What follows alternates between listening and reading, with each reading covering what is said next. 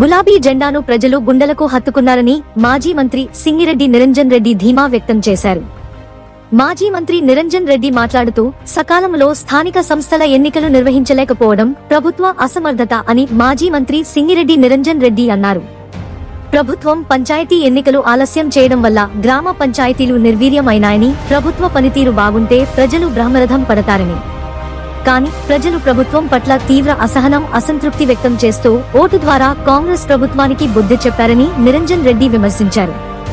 Party పరంగా జరిగిన ఎన్నికలు కాకున్నా గులాబీ జెండా, కేసీఆర్ బొమ్మ స్థానిక నాయకులు కనిపిస్తే చాలు ప్రజలు గుండెలకు హత్తుకున్నారని, దీన్ని బట్టి ప్రభుత్వంపై ప్రజలలో ఉన్న అసంతృప్తి కనిపిస్తుందని అన్నారు.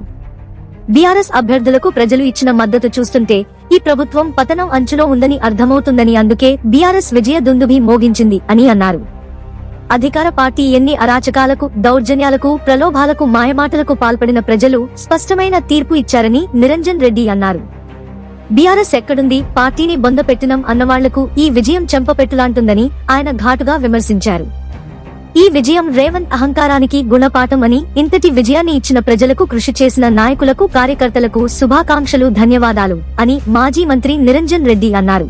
రాష్ట్రంలో 2 సంవత్సరాల క్రితం జరగాల్సినటువంటి గ్రామ పంచాయతీల ఎన్నికలు ఇప్పుడు ఉండేటువంటి రాష్ట్ర కాంగ్రెస్ ప్రభుత్వం ఉద్దేశపూర్వకంగానే వాయిదా వేస్తూ రావడంతో పాటు గ్రామ పంచాయతీలకు రావాల్సినటువంటి నిధులు రాకుండా ప్రభుత్వమే కాలయాపన చేయడం ద్వారా పంచాయతీలకు, గ్రామాలకు నష్టం జరిగింది. ఎటకేలకు కోర్టు యొక్క ఇంటర్వెన్షన్తో, కోర్టు మందలించడంతో తప్పనిసరి పరిస్థితులలో ఎన్నికలు నిర్వహించారు.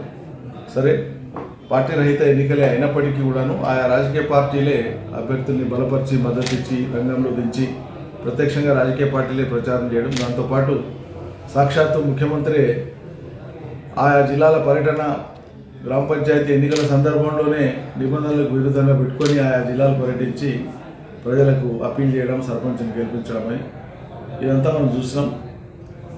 అధికార పార్టీ విపరీతమైనటువంటి అధికార దుర్వినియోగము, డబ్బు, మద్యము, వీటన్నిటి యొక్క ప్రభావం తీవ్ర స్థాయిలో చూపించినప్పటికీ కూడా ప్రజలు మాత్రం చాలా స్పష్టంగా బీఆర్ఎస్తో పాటు ఇతర పార్టీలకు కూడా, ఇండిపెండెంట్లు కావచ్చు, ఇతరులు కావచ్చు, గౌరవప్రదమైన స్థానాలు ఇచ్చినారు. బీఆర్ఎస్ మాత్రం చాలా జిల్లాల్లో దూసుకొని పోయింది.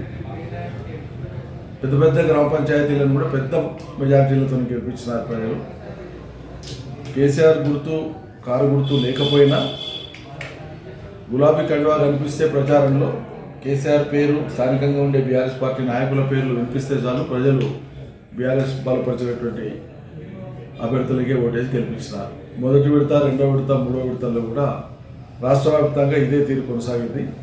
ఇందులో 2 విషయాలు ప్రస్ఫుటంగా మనకు పరిశీలనకు వచ్చినాయి. ఎవరికైనా సులువుగా అర్థమవుతుంది. సాధారణంగా ఓ ప్రభుత్వం యొక్క పనితీరు పర్వాలేదనుకున్నప్పుడు అధికార పార్టీకి అనుకూలంగా ఫలితాలు రావడం రివాజ్. ఇంకా ఈ అధికార పార్టీ ఉంటుంది, ఇప్పుడైతే 3 ఏళ్ళు ఉంటుంది, కొన్ని పార్టీలు అయితే 4 ఏళ్ళు, 5 ఏళ్ళు ఉంటాయి ఆయా ప్రభుత్వాలు ఏర్పడినప్పుడు.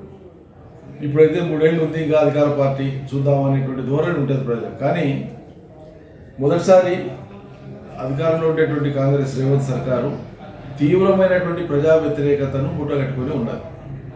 ఆ కారణం చేతనే ఈ పంచాయతీ ఎన్నికలను ఒక సాధారణంగా, ఒక ఆయుధంగా ప్రజలు వాడుకొని తమ యొక్క నిరసనను, వ్యతిరేకతను ప్రభుత్వం మీద చూపించినారు.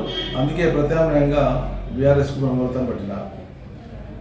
ఈ అధికార కాంగ్రెస్ ప్రభుత్వం యొక్క పతనం ప్రారంభం కావడం కాదు, పూర్తి స్థాయి పతనం అంచుల్లో ఉంది ఈ ప్రభుత్వం అనడానికి ఇది ఒక పెద్ద ఉదాహరణ. కోలుకోలేనటువంటి రీతిలో ఇర్రిపరబుల్ డ్యామేజ్ ఆల్రెడీ కాంగ్రెస్ సర్కార్కు జరిగిపోయింది. వాళ్ళు ఇప్పుడు దాన్ని సవరించుకునేటువంటి అవకాశం కూడా లేదు.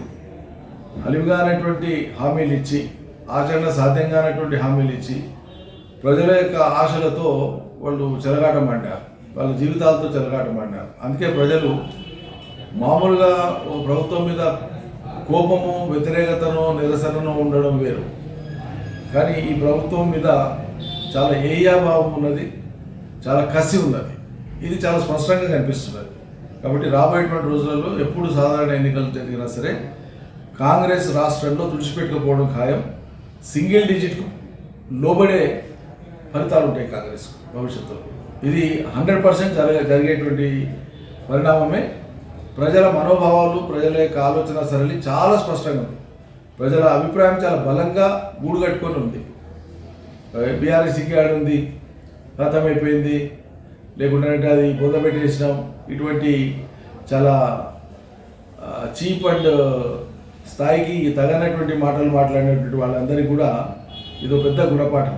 అది ముఖ్యమంత్రి కావచ్చు, ఇంకే నాయకులైనా కావచ్చు, ఒక రాజకీయ పార్టీ కానీ ఒక రాజకీయ విశ్వాసం కానీ ఒకరిద్దరు వ్యక్తులతో పోయేది వచ్చేది కాదు. దానికి ఒక ప్రాతిపదిక ప్రజలు. సో బీఆర్ఎస్కు తెలంగాణ సమాజం ప్రాతిపదిక, తెలంగాణ ప్రజలు ప్రాతిపదిక. కాబట్టి తెలంగాణ ఉన్నంతకాలం ఈ చారిత్రాత్మకమైనటువంటి పరిస్థితులలో ఏర్పడి ఒక రాజకీయ పార్టీగా రూపాంతరం చెందినటువంటి బీఆర్ఎస్ను, కేసీఆర్ నాయకత్వం ఉండేటువంటి పార్టీని భూస్థాపితం చేయడం ఎవరి తరం కాదు. వాళ్ళు అట్లా మాట్లాడిన వాళ్ళు భూస్థాపితం అయినాక కూడా ఇది అజేయంగా ఉంటుంది.